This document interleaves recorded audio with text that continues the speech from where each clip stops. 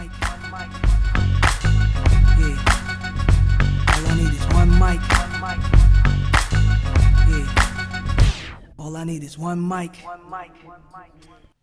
Hey everybody, welcome back to One Mic, and today I'm here to talk about Season 3 of FX and Hulu's The Bear. Now, if you've been around here for a while, you know we here at One Mic, we are longtime fans of The Bear. I watched the first season on a whim during its opening weekend, right after it came out, and then I hopped right on here. It wasn't planned, I just hopped on, and I was so blown away by Season 1, I hopped on here right away to call it a pretty perfect season of television. It was my number one show of 2022. It was my number 2 show of 2023, falling just short of the final season of Succession, which is no laughing matter. That's a pretty high bar to have to cross. And now here we are a year later, and can I just say I appreciate the consistency of this show coming out every year, like without breaks or without extended breaks. You know, I'm gonna go on a brief tangent right now, just to kind of point out how lucky we've been as it pertains to this show. When I think about a show's legacy, I think it needs to have at least 3 great seasons to be in the conversation for being an all-time great show. This show has been at or teetering near perfection, not just for 3 straight seasons, but in 3 consecutive years. It just feels rare nowadays for a show to be this consistent in both quality and timing. Slow Horses is another one that's like that. Every year it comes out around December, and it's great. But back to my original point. Here we are a year later, in a year that, in my opinion, is off to a fairly slow start in terms of high-quality television. And The Bear is returning at a time when television of this caliber, I think, is sorely needed. Now, I've already spoken about perfection as it pertains to this show, and I'll admit right now, this season is flawed. And it's flawed in ways that the previous 2 were not. However, depending on your perspective of the show, this season may also be your favorite one. A lot of people have talked about how this show is too anxiety-inducing, and it could stand to dial down the intensity.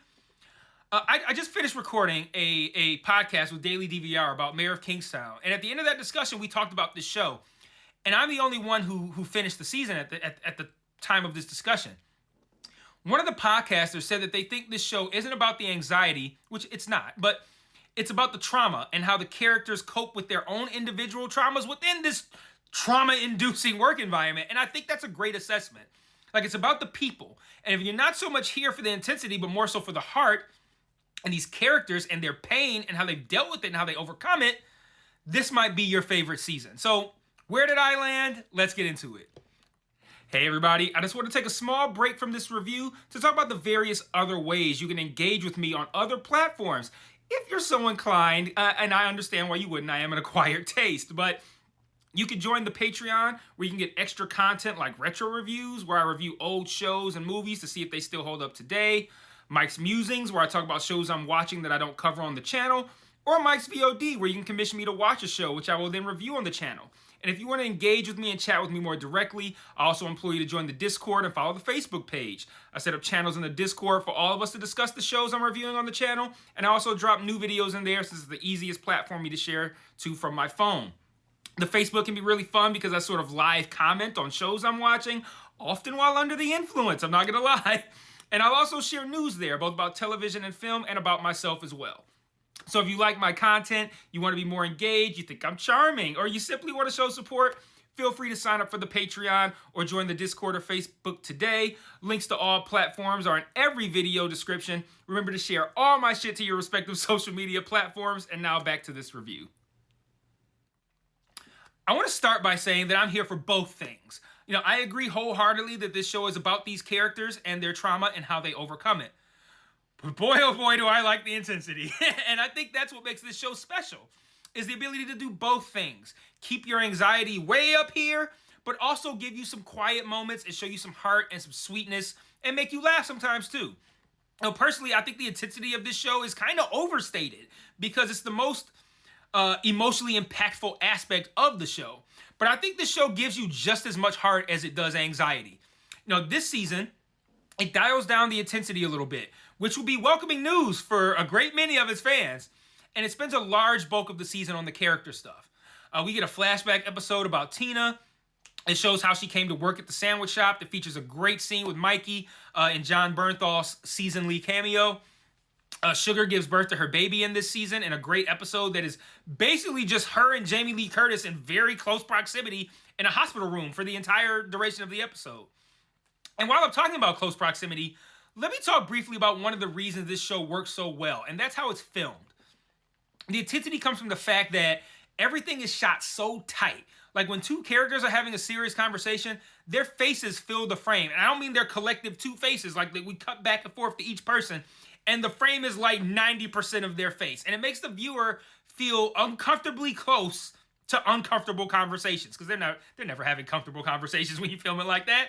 It's all very claustrophobic, and they make us feel like the characters are always in small spaces to add to that. An example of this in this season, and this is a no spoiler video, so I'm not gonna hit you with anything important here, but an example in this season, Sydney gets a new apartment, and we don't even really see it. Like, we don't get a tour of it, like, oh, here's the bedroom. Like, we see pretty much just one room, and I think that's by design. Sydney could be in a 3-bed, 2-bath apartment, but where's the fun in that, right? Let's make the audience feel like she's not even in a studio apartment. She's just in a room. And that's what it feels like. It's shot, like in the finale, we see the kitchen, but like any other time we see the apartment, it's just facing a big window. And that's it. They don't move from in front of this window. You don't even see the front door. You see it a little bit, but like barely. Like, so they kind of let you feel like the apartment just might be this one room. And all these tight shots, all these small locations, it makes the viewer feel like they're intruding on these people's space. And then you got motherfuckers yelling at each other and shit. And it just makes you feel like you just need to back out of the room like Homer into the leaves and shit. But you know what else they use these tight shots for? To emphasize beauty. To encourage us to see the things that we might generally look past. You see it whenever someone's preparing food. Tight shots of vegetables getting chopped, sauce being drizzled, garnishes being placed. It helps you see the beauty in the process. Like, this season dials up that effect to its maximum in the premiere. It's one of the most beautiful episodes of television you're ever going to see. Like, it's an episode with very little dialogue. That's just a montage of like flashback scenes that show Carmy's like ascension through the cooking world. Like all the various restaurants that he worked at, all the way up until he gets the call about Mikey that makes him return to Chicago. And they also sprinkle in scenes from present day. The episode's titled Tomorrow, so it sprinkles in scenes from the very next day after the season 2 finale. And this episode is so beautiful because of that intimacy. Everything is framed where whatever they want you to see fills the screen. You don't see like someone cooking. You see a tight shot of a piece of fish being filleted, or again, like I said, vegetables being diced, or a worker who's delivering fruit or something, and they turn and they wave at the camera. And you see Carmy and the different forms of encouragement or discouragement that he gets along his way to becoming a chef. And you come to more clearly understand how his experiences have shaped who he is and how it influences how he runs his own kitchen. You know, they speak to his intensity and passion, but also to how those things kind of like fuel his anger and frustration. In short, that episode, it says a shit ton with very few spoken words. And I'm just in awe of how masterfully this show can tell you the deepest things about a character through largely wordless scenes of food preparation. But the intensity is still there, though. Every season has kind of like a big anxiety-inducing episode, and that's episode 2 in this season. It basically takes place in one room. Not even in one room, but surrounding one station within the kitchen at the restaurant.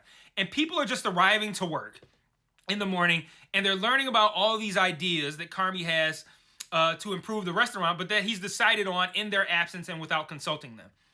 And the intensity increases as more people arrive because you've already seen how the previous people have reacted.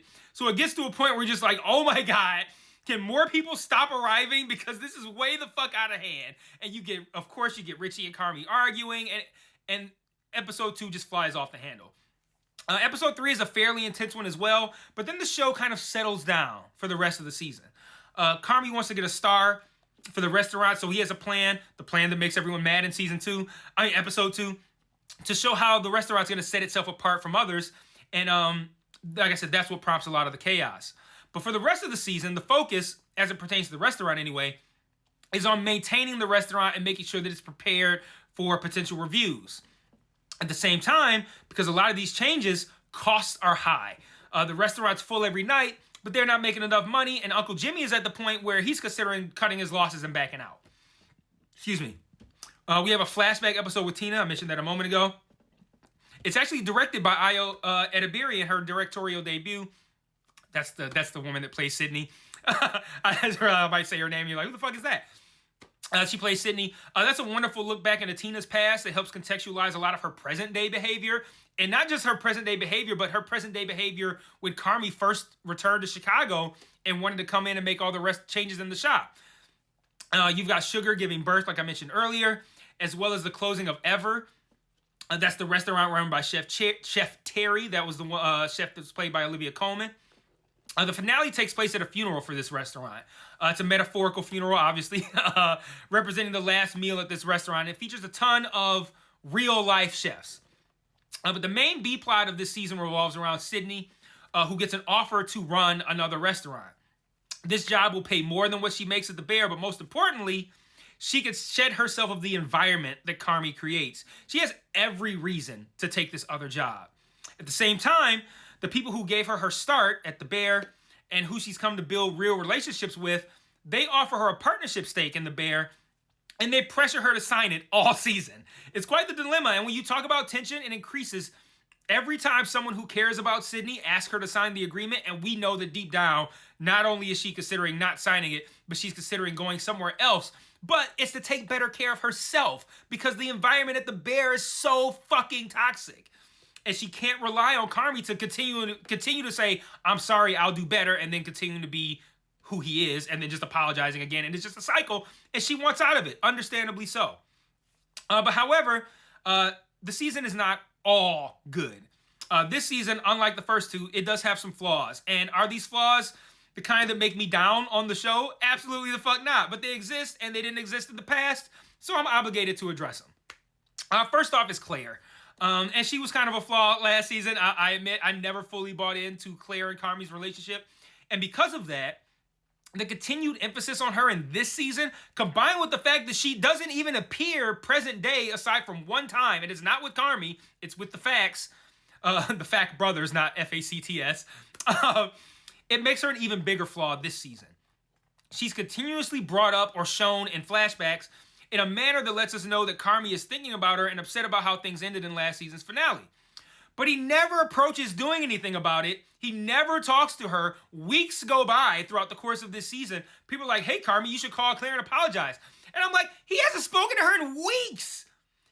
Everybody needs to let the Claire shit go, because what you ghost a motherfucker for weeks, that's it. It's over. But it just feels like the show feels like Carmy needs this added Claire piece into his character, and I just don't agree. Like, I don't think we need it. I don't think it works. And they spent this entire third season dragging out this potential reconciliation with Claire, and spoiler alert, it don't happen.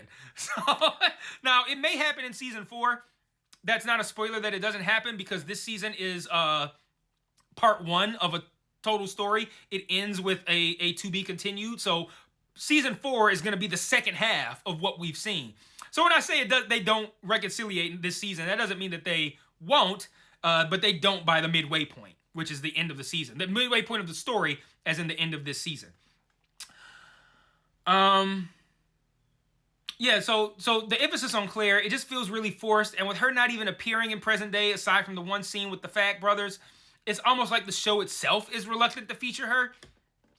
So yeah, the Claire stuff, again, doesn't work for me.